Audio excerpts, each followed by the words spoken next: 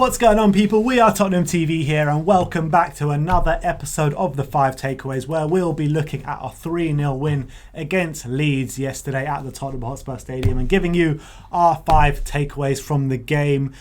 Great to get back to winning ways, isn't it? Yeah, it really is. And it's, after 4 games, you're just desperate to get that winning feeling again, especially seeing so many other teams drop points. You feel like it's just you're wasting chances every week. But luckily, there'll be more points dropped from now to the end of the season. But look, it's a good way to start the year. Clean sheet. I'm just happy. 3 goals. And some nice attacking football. Exactly. And let's get into the 5 takeaways. And the first takeaway we're going to talk about is the attacking Tottenham. Yeah, so this was definitely our most attacking display for a while in terms of chances created and shots had on goal. We had an XG of 2.53, which is our highest expected goal since beating Man United 6-1 all the way back in October, I believe that was. And 8 shots on target, which was also the most since beating United 6-1. So in terms of attacking wise, maybe Leeds contributed a lot, but it's important to exploit that, get play a good attacking football, not just sit on the 1-goal lead. And I think we did that, and we were definitely a lot more attacking in this game, and that was definitely a step in the right direction. I know not every team's going to be like Leeds, but it's good. If only. Yeah, but it's a good step in the right direction in terms of getting shots off and being more attacking.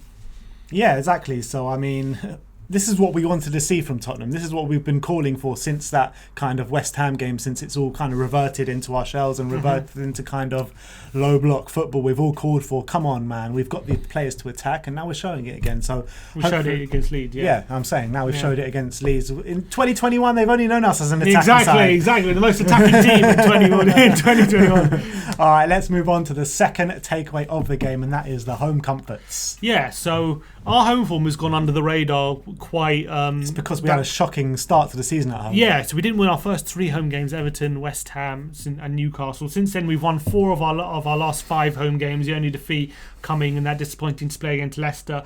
But in terms of at home, our goal scoring problems actually aren't as bad as they are away from home. We have got 9 goals in our past 5 games at home, so we are scoring at least 2 a game, usually, apart from that Leicester game. Obviously 3 against Leeds, which was really good. So I think our home form is going under the radar, that we are actually playing quite well at home, with big wins as well against City and Arsenal and whatnot.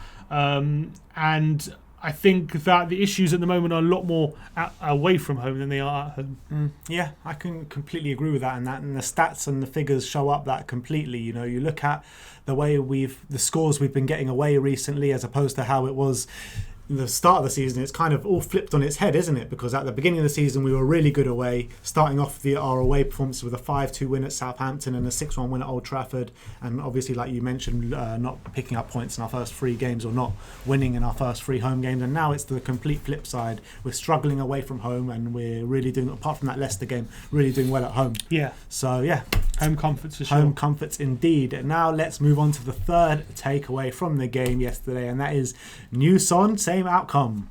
Yeah, so obviously Harry Kane got a new son this week. What was his name? His name was Lewis Harry Kane. Lewis Harry Kane. Congratulations to Harry.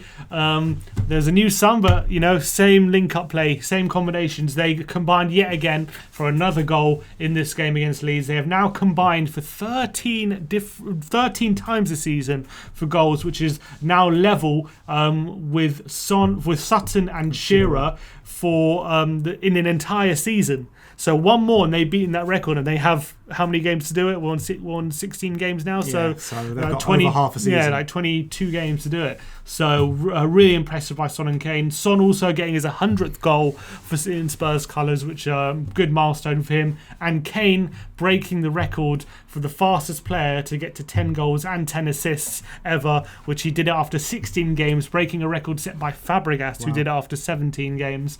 So more records broken from Harry Kane, and soon Kane and Son will be breaking another record when they link up for another goal. And soon as well, not soon, but hopefully by the end of the season, Kane will have broken Thierry Henry's record for most assists in a season as well, because he's well on mark. He's nine away now. He's on 11 assists. Exactly. Yeah. He's well on the way to do that. That's just brilliant from Kane and Son. They were both absolutely brilliant yesterday.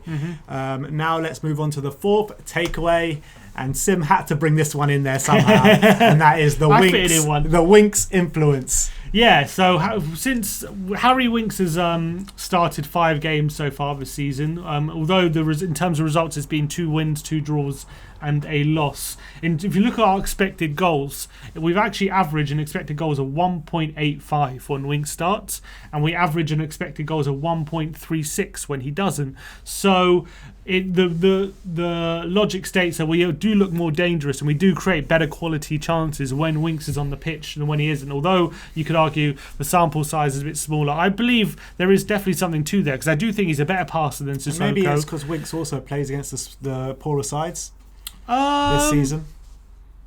Well, the 5 games he played were. Are we talking just Premier League? Yeah, just Premier League. We're just Premier League. Yeah, not just in talking about Europa League or anything. So I don't know if it's about that, because he plays some decent teams. But I think we do. I think because he gets the attacking players in better positions, and maybe like Sissoko, who's not the best passer in the world, we know that. I think we definitely look better in possession when Winks is on the pitch. Whether it counteracts what you lose from Sissoko's strength and energy remains to be seen. But I think the influence of Winks it's a bit evident when you see that our XG is quite a bit higher when he plays. Also, in the Premier League, Harry Winks, he started the first couple of games this season. First 3. And then he wasn't in a Premier League squad for a while until 2 weeks ago. Yeah, Wolves was his first start since Newcastle. That's what I'm saying. So when you actually look at it, that Newcastle game, we created so many chances that game. The couple of games before that, we were creating chances because in that period of the season, Southampton, 5 goals we were going for it. We were going for it. And then after the West Ham game, we didn't see Winks for a while. And though in that period between West Ham and since Winks appeared again, we weren't creating any chances, and I don't think that was down to Winks too much. I think that was down to Jose putting the shackles on the team. Yeah, potentially, but that's just what the facts say. Yeah. So, I think there might be something to it, but look, I think Winks has, in terms of in possession, has a positive influence on the team. However, are we better with Winks out the team or in the team? I'm not so sure. I think we're probably better. Depends who we're playing, I guess. But I think he has a positive influence on us in possession, in my opinion. Yeah, I think it goes down to the old chestnut that Jose, he's got to set up his team to who we're playing. It's not a kind of you put 11 men on the pitch and that's our starting lineup every week. Agreed. All right, let's move on to the 5th and final takeaway from the game yesterday, and that is the Jose way. Yes, the Jose way. So it was on full display against Leeds. It was indeed, yeah. Obviously, a lot of talk was about Bielsa versus Mourinho. Would you rather play? Who'd you rather play for? Who's more entertaining to watch? Well, Spurs had 36% possession, 36, which is quite a low figure. Home to Leeds. At home to Leeds. We made 260 less passes than Leeds. We had a 76% passing accuracy compared to 85% from Leeds. So even think about how many passes Leeds let go. Yet we had a worse passing accuracy. We had 240 less touches than Leeds. Yet we had more shots on target. We had a much higher XG. We created better quality chances, and I really believe Jose outdid Bielsa yesterday in his tactics. It's clear for everyone to see that Jose outdid Bielsa yesterday, and I think that Bielsa, every time he's come up against a team that are better than him, that are going to come and attack him, he's come undone. That's the honest truth of the matter. And for Bielsa to be put up a manager of the year for this defensive record he has, I think is nothing short of a joke. And that's the honest truth. I was very confident coming into this game, and I think a lot of Spurs fans were, just because they've seen how Leeds have been playing this season. And yes, they're going to have good results against the kind of smaller teams that sit defensively.